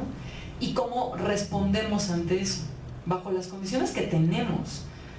O sea, porque también esto de, es que podríamos, no, en dónde nos encontramos, qué hay cerca, cómo podemos vincularnos con los demás y a partir de eso plantear cuestiones muy prácticas, ¿no? Porque si no estamos, es que lo que llevo yo a la raza, no, pues bueno, ya, olvídenlo, ¿no? O sea, ni siquiera podría moverme de aquí.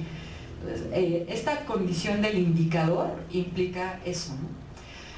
Otra mención es que las experiencias se pueden construir también en un ámbito como de representaciones que aludan más a ciertos modos en cómo podemos responder a las que vendrán desde lo que no son, sino desde lo que nos imaginamos o desde lo que construimos, como si fuese un fantasma, vaya, ¿no? O sea, como cuando una huella, ¿no?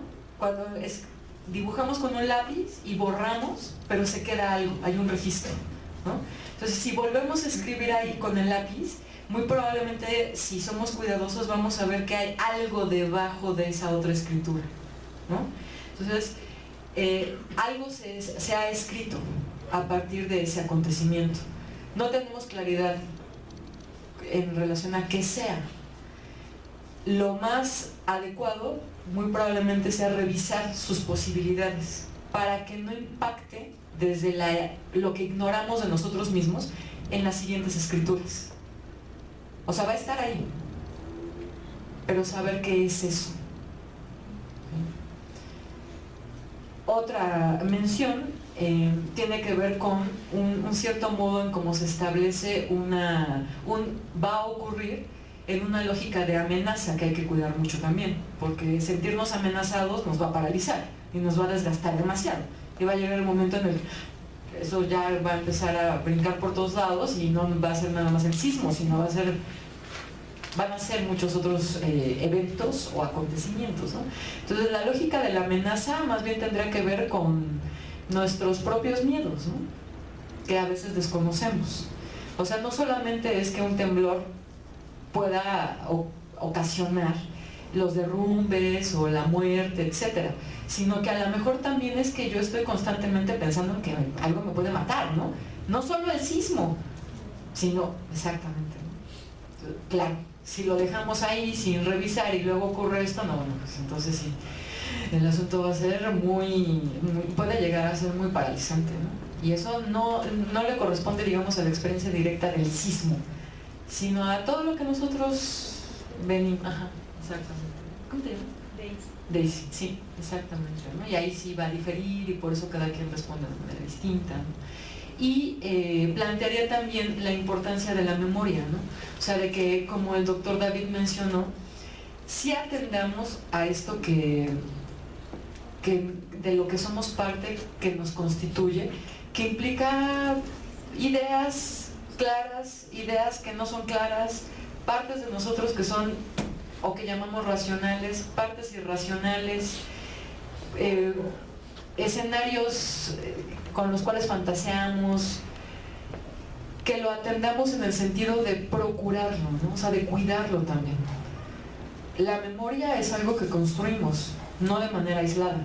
Entonces, si una persona de 5 años, 7 años nos pregunta qué fue lo que pasó, y respondemos desde, es que casi se termina el mundo y nos mata y perdimos, y a lo otro que queríamos estar, no, bueno, pues entonces sí va a estar un poco delicado el modo en cómo se puede acomodar un acontecimiento como este, ¿no? Porque además, en parte sí, pero esa no es la única manera de interpretarlo. Entonces, atender a cómo es que nosotros también, en esta construcción de la memoria, tenemos una responsabilidad con nosotros, ¿no? O sea, la memoria es una responsabilidad en el sentido de que nos convoca y nos confronta a qué es lo que estamos construyendo. Y construir desde lo que ignoramos no es lo más adecuado, ¿no? Entonces, ahí sí también se vincula con lo que el doctor David comienza mencionando, ¿no? O sea, entre más nos acercamos a una construcción de conocimiento, de un saber, nuestra posición ante lo que vivimos va a cambiar. Eso es algo que por eso estamos aquí, ¿no? Entonces yo dejaría mi parte de la presentación hasta aquí para que empecemos a dialogar y comentemos, ¿no? Sí. Bueno, Tania, hola. Buenas tardes. Yo soy Sonia. Tengo algunas cosas que me dejaron pensando, sobre todo del inicio. Debo confesar, no estoy mucho de psicoanálisis, pero sí, bueno, todo esto finalmente tiene que ver con lo que acaba de pasar. Decías al inicio que es una confrontación la que estamos viviendo con la realidad de lo que sucedió, con las realidades que antes teníamos y que tienen que ver mucho con este nuevo sistema globalizador. Sí. Porque escuchaba apenas en Juchitán una persona que decía, bueno, tenemos que aprender a convivir con los temblores, no los temblores con nosotros. Entonces, aquí las casas eran de adobe y tenían una razón, o dos. ¿No? Una era porque son frescas y otra es por el material, eran hechas de lodo. Dice, dime ahora quién va a querer su casa hecha de lodo. Eso significa pobreza y tiene que ver con este mundo que se plantea en medios masivos, en esto que ahora conocemos como neoliberalismo. Y precisamente aquí en la ciudad, pues este estatus, ¿no? Hablamos de la Condesa de la Roma, donde las rentas sabemos no son nada baratas, ¿no? Construcciones nuevas que se vinieron abajo. ¿Y cuánto cuesta? Gente que apostó. Entonces, bueno, ¿qué es el éxito? ¿No? Planteado por o desde la globalización, ¿no? Y entonces nos cuestionó, ¿qué es lo más importante? ¿Sí la vida? ¿Sí la vida o nuestro coche, o nuestro depa, o los vestiditos que la directora del examen fue a sacar? ¿Qué es lo más importante? Y quizá no todos entramos en esta sintonía, ¿no? Son algunos cuestionamientos. Preparados, decían, ¿no estamos preparados? Y yo decía, preparados como ciudadanía, preparados como profesionales, preparados como psicólogos, sobre todo en México, donde nuestra profesión como psicólogos es bastante cuestionada. No como en otros países, que no cualquiera puede poner su consultorio donde sea, soy psicóloga y pongo mi consultorio de terapia. Hay que estar dentro de esto por mucho tiempo y tener además asesores para estar al lado de la gente, ¿no? O acompañando a la gente. Las pérdidas, ¿para quién? ¿No? Pérdidas de cosas, pérdidas de casas, pérdidas de personas. Los que vivimos el sismo del 85, pues yo creo que traemos ya una resaca bastante fuerte y que en ese sentido pues habría nuevamente que preguntarse, ¿no? ¿Cuál es la pérdida real? ¿Qué está moviéndole a la gente? Que no solamente fue lo que sintió esto perceptual de lo que hablabas, ¿no? Sino todo lo que atrás hay, porque traemos una historia de vida. Y quizá valdría la pena preguntarnos por el bien morir. O sea, nadie nos gustaría vivir aplastados por una losa.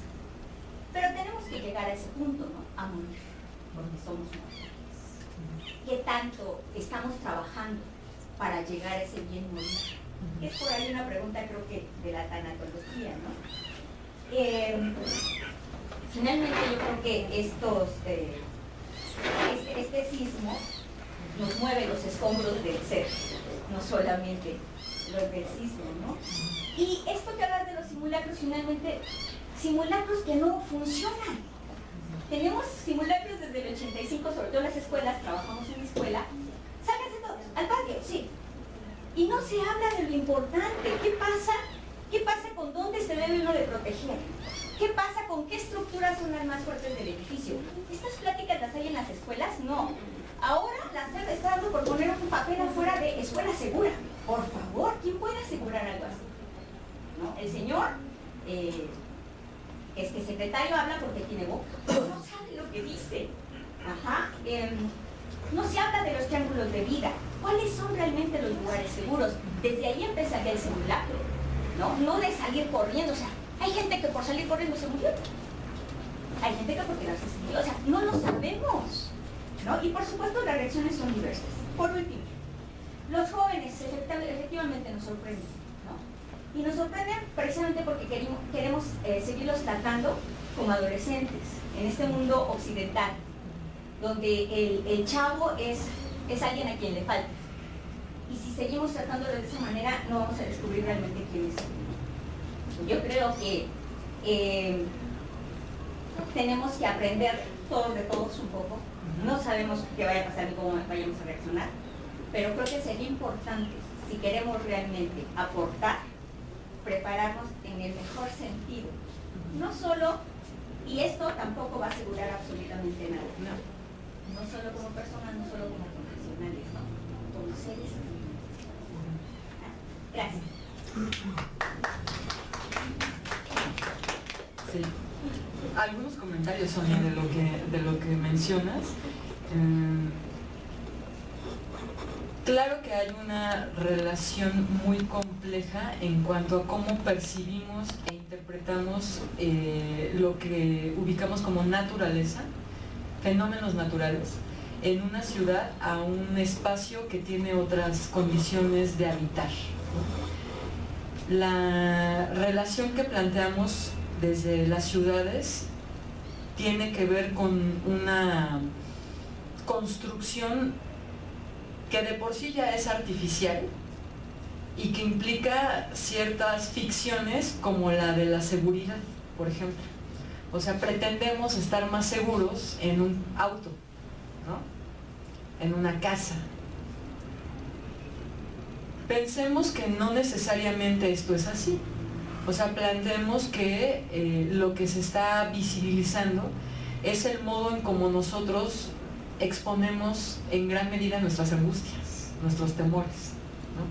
Poniendo rejas por todos lados y alarmas y cámaras de seguridad y, pues es un ambiente no solamente paranoico, sino que está hablando de que nos estamos amenazando ya ni siquiera por lo que está afuera, ¿no? O sea, nos amenaza otra cosa, ¿no? Y que tiene que ver con nosotros y con lo que no comprendemos de nosotros, ¿no? El sistema capitalista plantea muchas problemáticas frente a esto, ¿no? Porque el sistema capitalista, como un modelo político-económico, genera múltiples separaciones de lo que somos con esto que llamamos naturaleza, múltiples. Nosotros somos parte de... La naturaleza no es un objeto ajeno a nosotros que esté dispuesto para nuestro control. Eso está más en la lógica capitalista, porque en el capitalismo todo objeto es susceptible de convertirse en mercancía. Todo. ¿Escapa algo? No.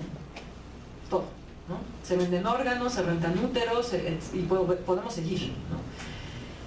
Bajo estas condiciones, la lógica de la vida y de la muerte se plantea ahí. Asegurar seguros de vida, por ejemplo. Bueno, seguros de piernas, de todo lo que se puede asegurar es, sí, naturales o no naturales, ¿no? Sí. Bueno, más bien naturales. Nosotros se pueden proponer. Jennifer López está asegurada. Ah, pues. Aquí. Claro. Esta manera en cómo estamos, digamos, no solo fragmentándonos, sino al mismo tiempo de fragmentándonos, estamos perdiendo la posibilidad de plantearnos como unidades en interacción con lo otro. No solo con los otros, con lo otro, con el clima, y reconocer que afectamos justamente esto que llamamos mundo y que en realidad somos mucho más prescindibles de lo que creemos. O sea, si desaparecemos como especie, el mundo continúa, ¿sí? ¿No?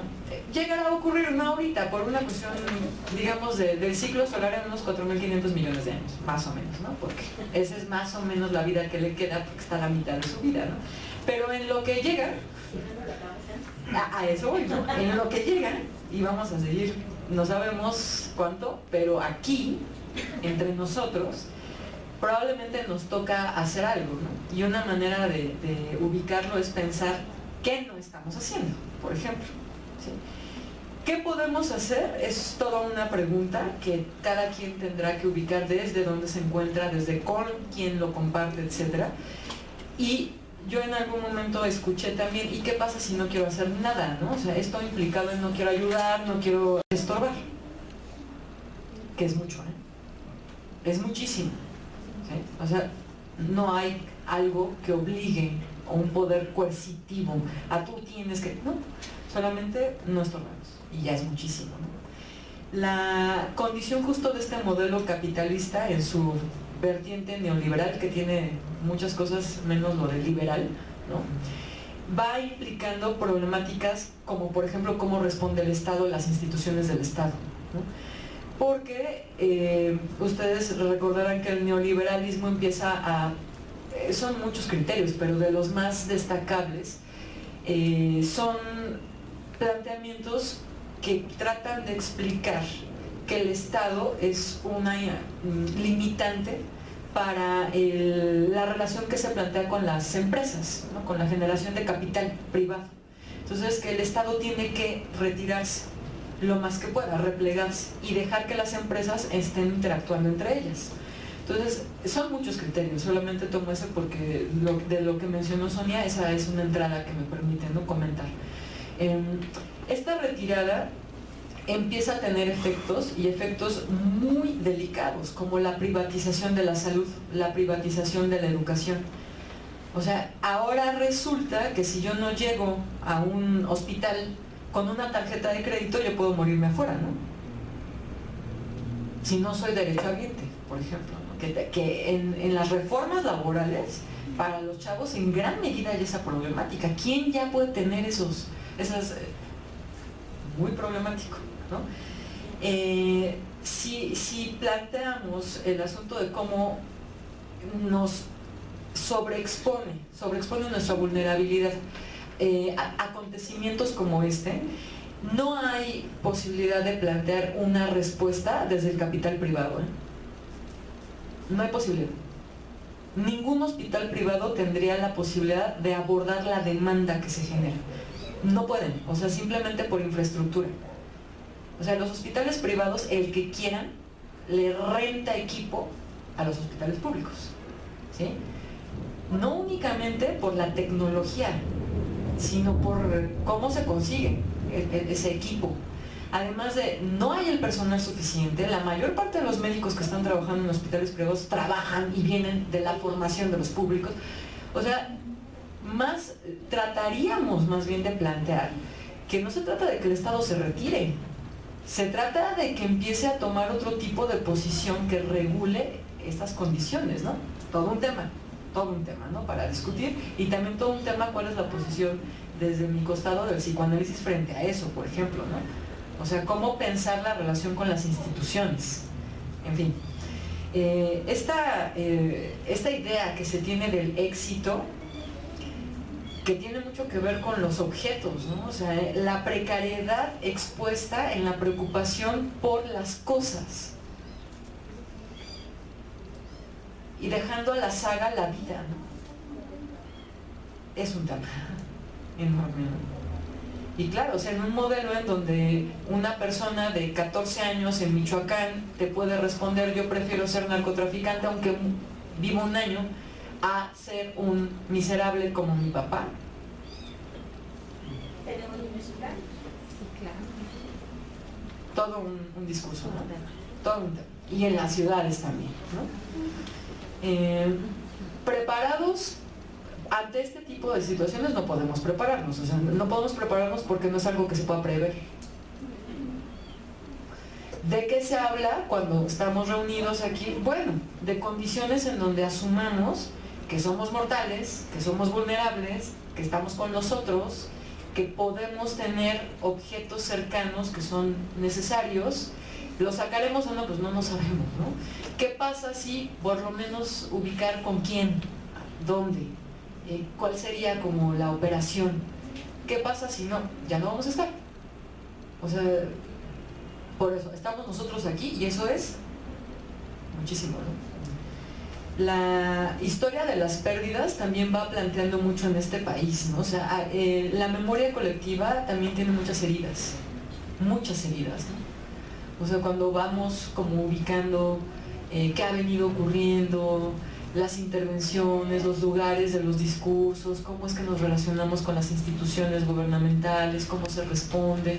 Hay muchas heridas ahí, ¿no? También habrá justo que sumarle las relaciones que estamos estableciendo desde nosotros, en lo inmediato, que también plantearon vínculos posibles muy fuertes, ¿no? O sea, no lo conozco, pero está ahí. No sé para quién vaya, pero aquí está. Entonces, eso ocurre. Tampoco es algo que andemos en la fantasía, ¿no? No, eso ocurre, ¿no? Y la condición que lo dices de un modo muy elocuente en múltiples sentidos, en lo sensible, ¿no? Los escombros del ser, ¿no? La pregunta por cómo es que asumimos nuestro modo de existir. O sea, ¿desde qué condiciones? Que no solo es como una lógica de que sí, ¿no? De somos y estamos ubicados como mortales. O sea, eso va a ocurrir como una condición que implica la vida también, ¿no? ¿Cómo nos colocamos frente a eso? Bueno, pues claro, sí es todo un tema, ¿no? O sea, también se juega en gran medida el asunto de querer permanecer como nosotros, ¿no? O sea, yo, no como parte de una comunidad, un colectivo, ¿no? Sino como una noción de identidad de estas cosas, ¿no? La juventud en esta distinción que planteas con la adolescencia, pienso en un texto, muy probablemente ya lo hayas revisado, ¿no? Porque se escucha también que andas por ahí, de Peter Bloss, que tiene que ver justo con el planteamiento de que la adolescencia es una construcción cultural, ¿no? O sea, hay comunidades en donde no aparece esto de, es que está en la adolescencia y se pone difícil. No, o sea, 12 años, 13 años ya andan teniendo una relación de familia. Y no hay crisis de la identidad y existencialismo en ese sentido, ¿no?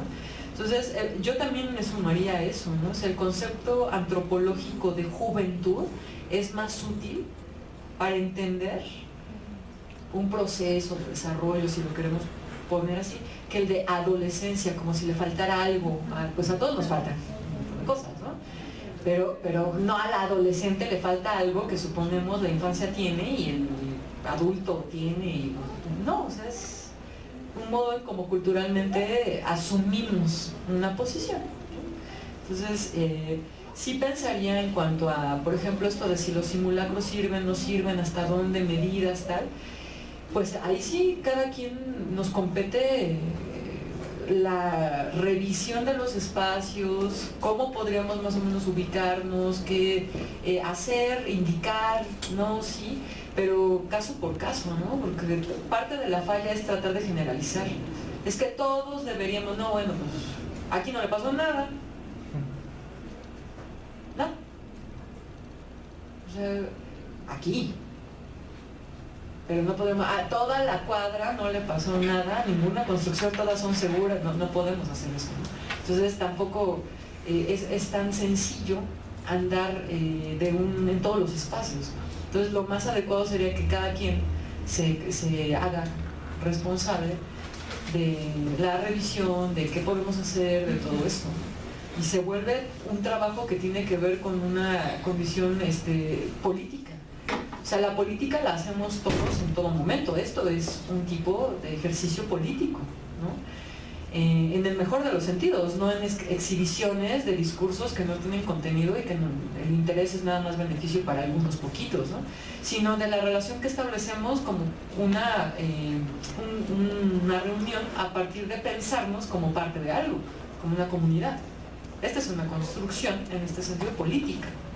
Entonces, trabajar justamente porque esa construcción pueda tener otro tipo de alcances, ¿no? Que esa es gran parte de lo que advertimos muchos y mucho ahorita, ¿no? Entonces no sé si alguien más quiera. Bueno, no sé, tengo 3 puntos nada más respecto a lo que la compañera o de lo que vimos. Uno es, creo que es válido que si cada quien tiene, tú lo decías, ¿no? La experiencia es singular. Sí. Entonces, mi casa tiene una historia, o mis cosas tienen una historia. Entonces, creo que es válido llorarle a esa casa, llorarle a esas cosas que llegaste a perder. No creo que sea bueno el decir o el juzgar de cómo se pone así por una cosa, ¿no? No es una persona, no se murió algún familiar, pero tus cosas también tienen un significado para cada uno, ¿no? Claro. Otro, recordando a Balín, el foco que salió aquí, ¿no? O sea, el acontecimiento lo que expuso fue el miedo al amor. Entonces fue el foco de toda la gente, y fue con lo que había que trabajar. Y de ahí sale el cómo podemos ayudar. Pues tú lo decías, ¿no? No estorbando. Bueno, no solo, Bueno, no, pero sí, muchos colegas que en el momento sí vamos a ayudar, después cuando platicamos el tema, se desbordaron. Entonces, uno bueno, no sé, lo pensabas, ¿cómo pudiste ayudar si no lo habías sacado tú? Y eso le pasó a mucha gente, ¿no? Mencionabas el tema de la culpa. Es que, y me ha tocado escuchar a gente que dice, es que yo siento culpa de comer porque hay gente que no tiene que comer, ¿no? Y sacó y desató también toda la estructura que tiene cada persona. Entonces, ¿cómo puedes ayudar? Yo creo que cada uno, pues con un trabajo propio. Así podrías saberte, conocerte y trabajarlo en el momento. Por ejemplo, ya sucedió, antes de ayudar, ¿qué tienes que hacer? Tienes que, no sé, llorar o hacer algo a modo de que si ya quieres ayudar, pues estés estable. Y fue lo que le pasó a mucha gente, que no lo hicieron, o muchas personas que fueron a ayudar después estaban muy inestables por todo lo que vieron y vivieron. Hay una, Daisy, cuando mencionas lo de los objetos, que yo también subrayé, ¿no? Hay una historia, o sea, la casa no solamente es la construcción, sino todo un devenir con los otros, ¿no? O con uno mismo, pero es un espacio que construimos como habitación, ¿no? Y los seres humanos que somos, que quién sabe, digamos, fundamentalmente qué es eso, pero lo que sí, de lo que hemos dado cuenta es que nos historizamos, construimos historias, y los objetos son efecto de ese construir historia, ¿no? Pensaba en el 9/11 cuando se caen justamente, bueno, una de las torres, y lo que empieza a ocurrir con algunas personas que estaban preocupadas por las obras de arte que había ahí, ¿no? Hay una diferencia de preocuparse por el objeto a preocuparse por la persona que está ahí, ¿sí? Y hay, por supuesto, una diferencia para quien ese objeto significa toda una narrativa que lo sitúa de un modo singular ante eso, y para quien no, etcétera, ¿no? De ahí la importancia justo de en gran medida del costado desde el psicoanálisis, ¿no? O sea, no hay manera de poder aplanar esto, ¿no? De decir, para todos debe ser, como lo que les mencionaba, el valor de la narración, ¿no? Ni una vale más por no estar aquí que la otra que implica estar aquí. O sea, son construcciones, ¿no? Entonces, en esta construcción, muy probablemente habría que situar qué es lo que va ocurriendo con nuestra memoria, ¿no? O sea, una memoria en lo singular y una memoria colectiva, de la cual los objetos son parte.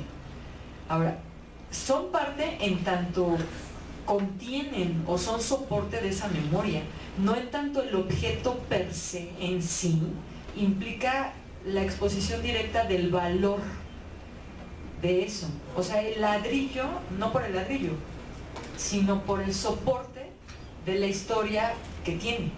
¿Sí me explico? Que cambia. O sea, si no, ahí sí tendríamos una problemática para distinguir el derrumbe de otras cosas, ¿no? Hay en Balint también pensaba yo a mí me tocó observar, pienso varios, pero pienso ahorita en uno muy específico, un módulo de atención psicológica en la Fuente de las Cibeles, en una esquina, que es una mesa de plástico con 2 sillas, y hay una cartulina que dice apoyo psicológico. Y me quedé preguntándome, ¿no? O sea, ¿cómo es que podríamos acompañar un proceso que tiene que ver con lo que desde Balint se sitúa como intervención breve, intensiva y de urgencia? Que para ese autor, el más formado, el más capacitado para ofrecerla es el que está desde y en el psicoanálisis por ciertas condiciones en la formación, para él y para otros, pero mencionaste esa, ¿no? Esta intervención breve, intensiva y de urgencia tiene criterios, ¿no? Por ejemplo, o sea, son un número de sesiones acotadas, 12, dependiendo, se pueden mover, pero ya después de 17 uno no está hablando de algo breve, intensivo ni de urgencia, ¿no? Está hablando de otra cosa. También tiene que ver con focalizar, ¿no? La atención, vienen históricamente de momentos de acontecimientos como la guerra, ¿no? En donde se aparecen, por ejemplo, situaciones clínicas como algo que se conoce como el miembro fantasma. Es decir, hay personas que vienen de la guerra con mutilaciones de una extremidad superior, les falta un brazo, pero les duele el brazo. Llegaban y bueno, ¿qué es eso? ¿No? O sea, si ya no tiene brazo, el médico decía que lo afectaba, ¿no? Mentalmente. No, es que el cuerpo no se construye únicamente a partir de la carne, huesos y demás. O sea, hay un cuerpo a nivel de representación psíquica, ¿no? Entonces, cómo desde el psicoanálisis se trabaja también eso. Se tiene otra escucha, digamos, ¿no? Ahora, ¿cómo situarnos ante la posibilidad de responder? Son consideraciones que por supuesto ameritan otro tipo de discusión y de trabajo, ¿no? Las voy a mencionar como, no con el ánimo de profundizar porque no nos va a dar tiempo, pero sí con el ánimo de señalarlas, ¿no? Si decimos ayudar, nos podríamos preguntar, ¿qué tiene que ocurrir para que alguien ayude a otra persona? Frente a una situación delicada, problemática, quien va a ayudar necesariamente tendría que no estar en el problema. Por lo menos no tener esa condición cercana a quien requiere la ayuda. Porque si no tenemos una... O sea, ¿cómo vamos a ayudar? Entonces, probablemente tenga algún tipo de relación con acompañar o estar ahí para sostener. Eso generaría la posibilidad de preguntarnos cuáles podrían ser las condiciones del espacio requerido, ¿sí? Que sean cercanas, que sean susceptibles de sí montarse el espacio, de colocarse, ¿no? En ocasiones no hay posibilidades de hacerlo, o sea, en donde toca escuchar, fin, ¿no? Pero en otras, en donde sí pudiera colocarse, por ejemplo, hubo de parte del DIF o del IMSS, carpas en donde había la separación como si fuesen consultorios, ¿no? Y había una mesa, unas sillas, ¿no? Es distinto al espacio en donde todo el mundo está pasando, o sea, es distinto. No estoy diciendo si es más adecuado, uno menos adecuado, estoy diciendo que se plantea otro tipo de disposición, otro tipo de dispositivo, ¿no? Podríamos preguntarnos, bajo las condiciones en las que nos encontramos, si es posible, qué, en dónde. Ahora, también me hiciste recordar ahorita una pregunta en la hace 100,000 años en la universidad, bueno, no tanto, pero sí algo. Un compañero le preguntaba a un maestro que estábamos justamente revisando algo que tenía que ver con este tipo de intervención, y le preguntaba, ¿qué hago si llega hablándome de tal tema que yo todavía no he revisado a nivel teórico, ¿no? Entonces, de un modo un tanto sarcástico, podría ser incluso ubicado, le dice, es que no le vas a responder, permítame, no hable de eso porque yo todavía no lo reviso teóricamente, ¿no? Espérese a que esté hasta... Entonces, la formación, y ahí sí sería yo muy puntual en cuanto al psicoanálisis, implica eso, nunca se termina.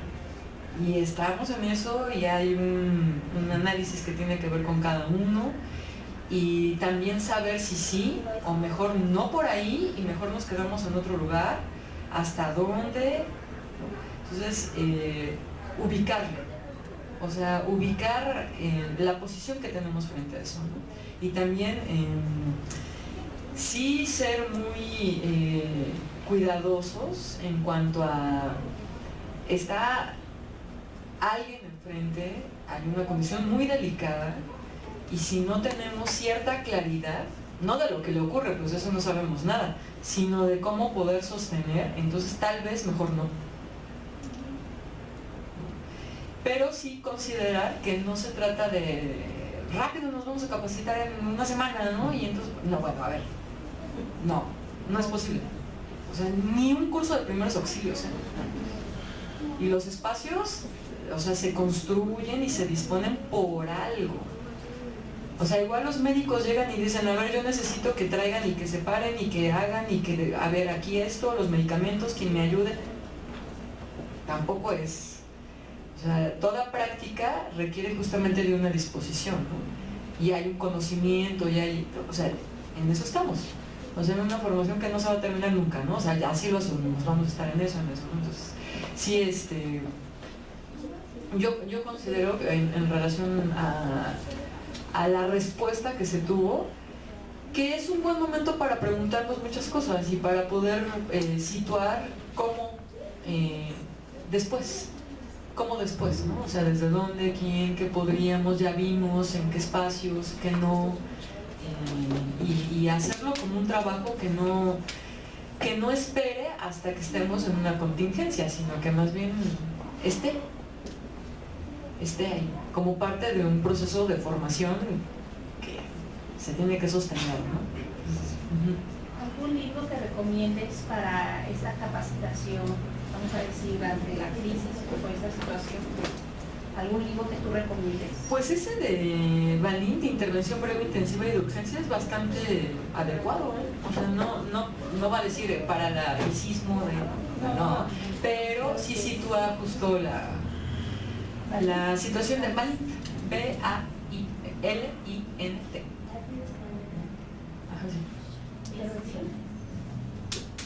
¿El título cuál? Intervención Breve, Intensiva y de Urgencia. Es editorial Mando Moderno, me parece que fue el último, ¿verdad? Que la publicó.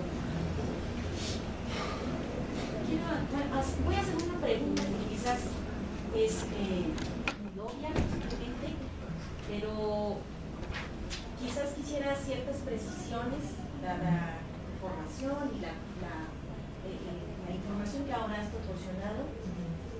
La pregunta sería, después de un evento como el que hemos vivido, yo trabajo en el sistema educativo y actualmente estoy en educación especial y estoy actualmente en preescolar. Entonces, bueno, puedo yo contar la experiencia, pero bueno, la pregunta concreta es, partiendo de una experiencia como la que hemos vivido, tanto en el ambiente laboral como en el ambiente familiar, y digo la pregunta porque es muy obvia, pero bueno, pudiera ayudar, si bien no como un acompañamiento, pero sí desde la parte de sostener, favorecer el diálogo, dado que todos los días es hablar, por ejemplo, ahora que yo me he incorporado a mi centro de trabajo recientemente el viernes, todos los días es hablar de esta experiencia con las compañeras de trabajo.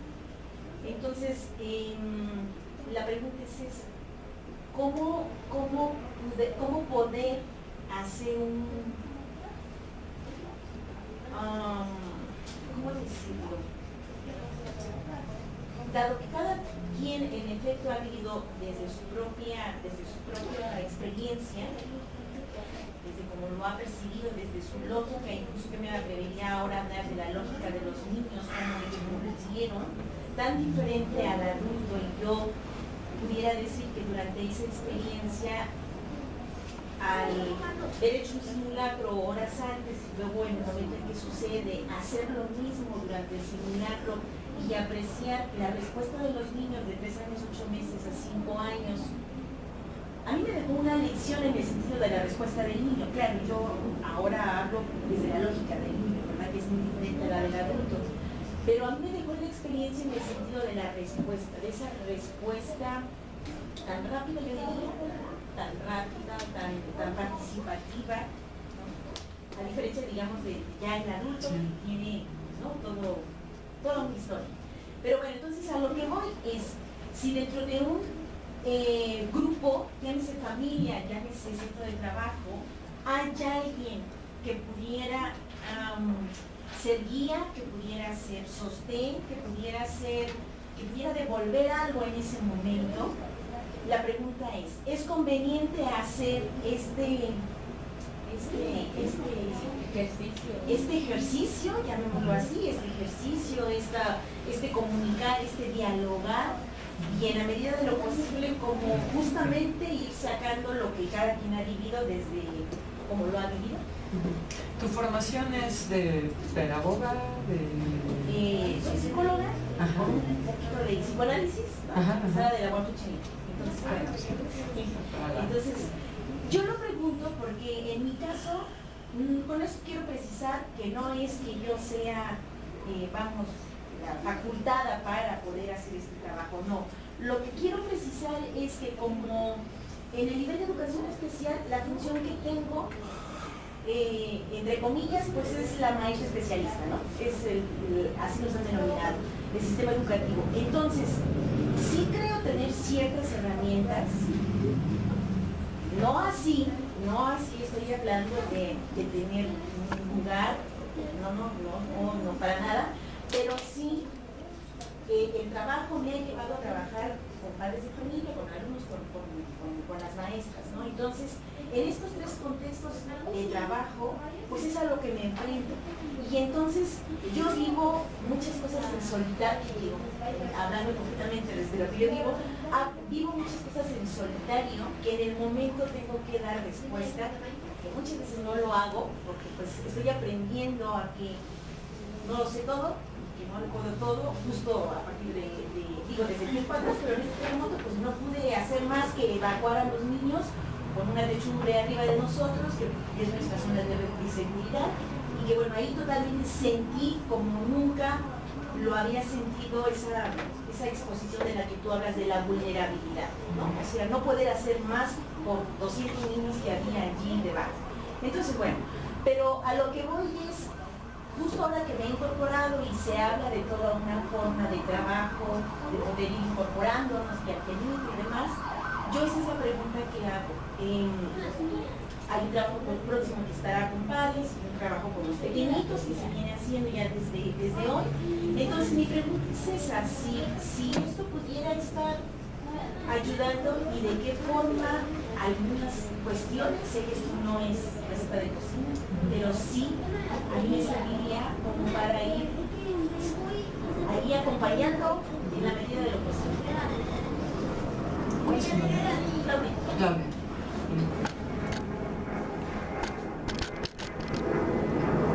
Escucho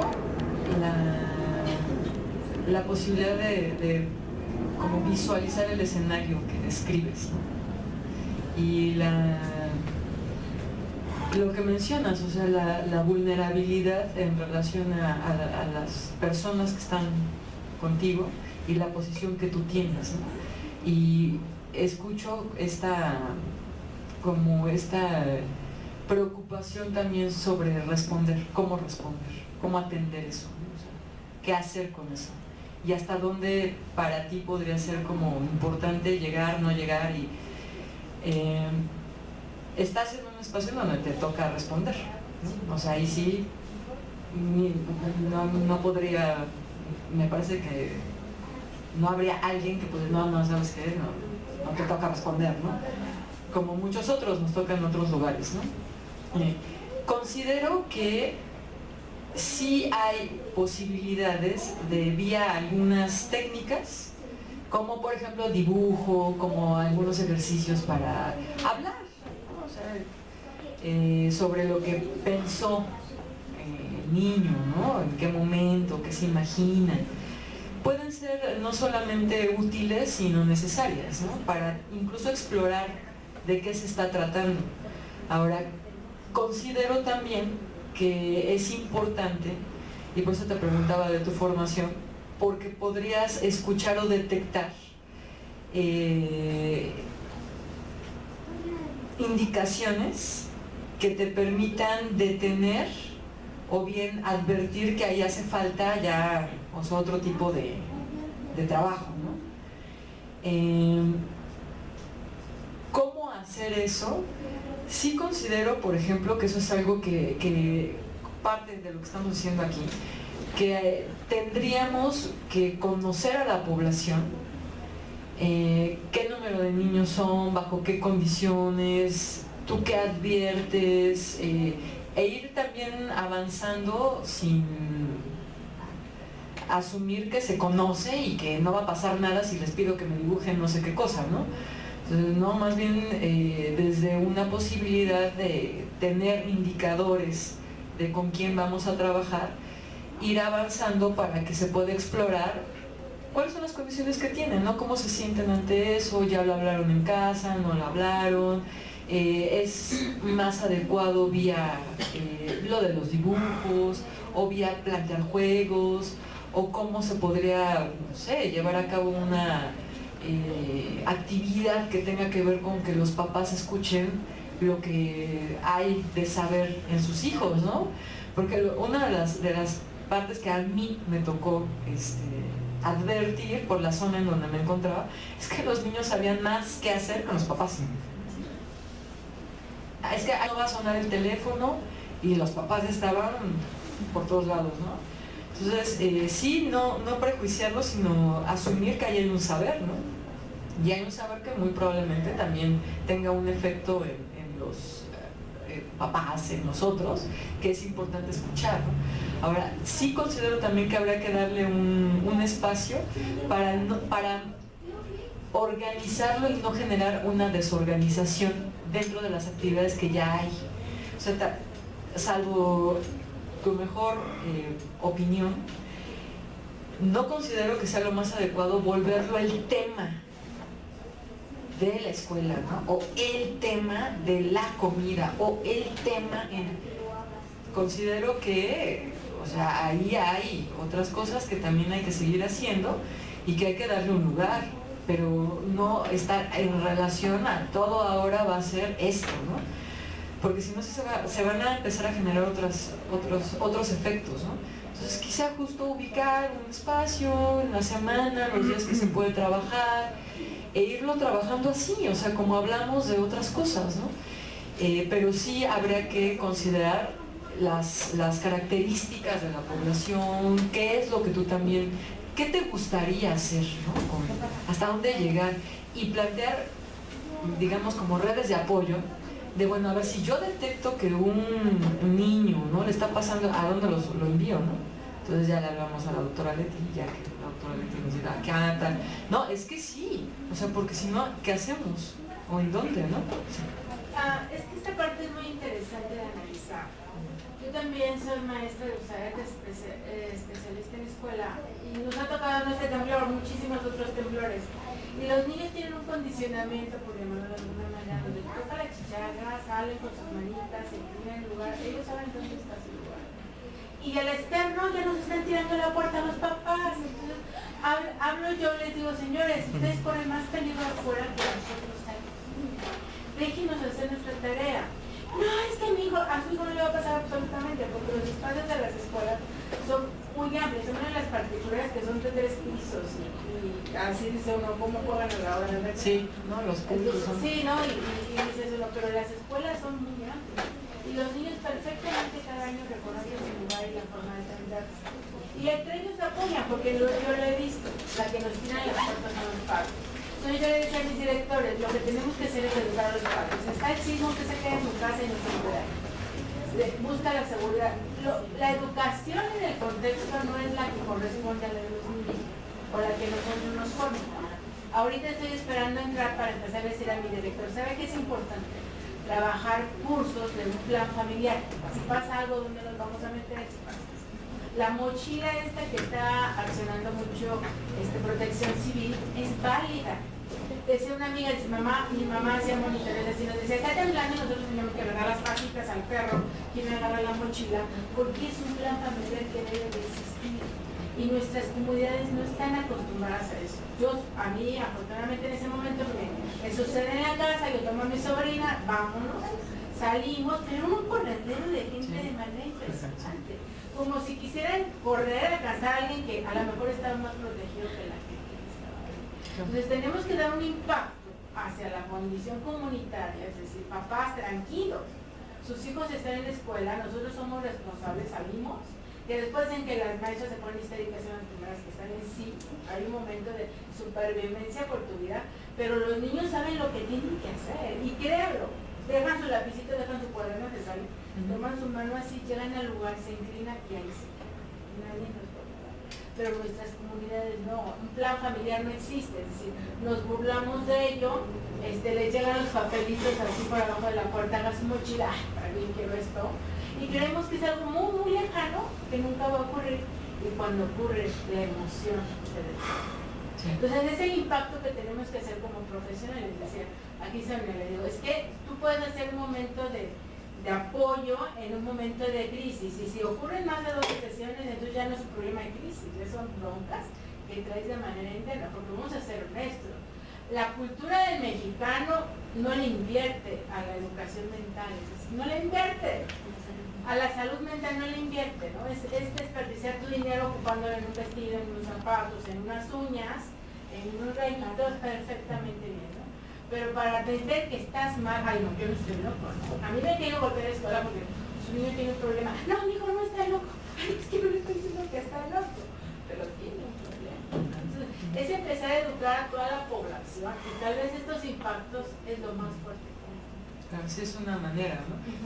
Yo ya voy cerrando porque son las 8:30. Pues, ¿no? ¿Quieres comentar? Rapidísimo. Nada más comentar cómo se van integrando saberes, experiencias, y ahora una experiencia muy reiterada es lo de las escuelas, porque en el 85, cuando el terremoto, no había escuelas. Es decir, los niños no estaban en la escuela. Y ahora pasa cuando muchos niños todavía están en la escuela. Entonces, por eso es algo nuevo. Es algo nuevo para los niños y es algo nuevo para los padres. Sí, ubicarlo, ¿no? Como un punto de lo que menciona la doctora Eva, significativo, ¿no?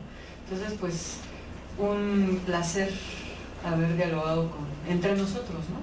Y que no sea la última, no solamente conmigo, sino con otras personas acá. Y bueno, aquí en el IPSIN tienen justamente los datos, pero si en algo es útil el correo, el de notre-diferencia@hotmail.com, pues, bibliografía, o igual y acordamos alguna sesión de trabajo aquí, ¿no? No sé. Entonces, pues, bienvenidos, nos despedimos, que tengan una buena y grata noche. Pues, a ustedes, ¿no? Gracias.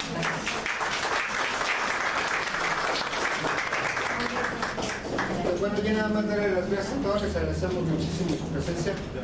Darle las gracias a la doctora Tania. Nos hubiera gustado estar aquí más horas escuchando, esperemos que pronto haya otra oportunidad. Queda por confirmar si viene otra persona a dar esta plática. En caso de ser afirmativo ya les comunicaríamos. Y bueno, no queda más que dar las gracias a todos. También un aplauso para ustedes, por favor, por el interés.